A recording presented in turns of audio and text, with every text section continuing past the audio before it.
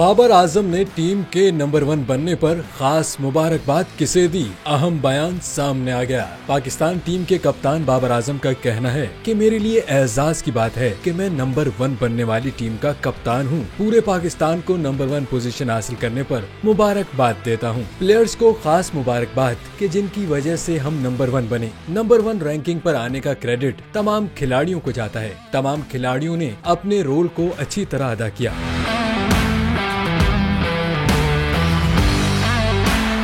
कप्तान ने कहा कि प्लेयर्स ने मुख्तलिफ और मुश्किल हालात में परफॉर्म किया, जिससे हौसला बढ़ा। नंबर 1 बनने से टीम को एतमाद मिलेगा। बतौर कप्तान प्लेयर्स को एतमाद देने की कोशिश करता हूं। प्लेयर्स को कहता हूं कि आप बेहतरीन हैं, इसलिए यहाँ हैं। बाबर आजम ने कहा, हर प्लेयर एक दूसरे की परफॉर्मेंस से खुश होता है। अगर किसी एक से परफॉर्म न हो तो उसको कवर करते हैं। ड्रेसिंग रूम को मनफी बातों से दूर रखते हैं। टीम ने बड़ा हदफ अबूर भी किया और कम टोटल का दिफा भी किया। कप्तान ने कहा, कभी बॉलिंग हावी होती है तो कभी बैटिंग मैच निकालती है। टीम का अच्छा कॉम्बिनेशन है।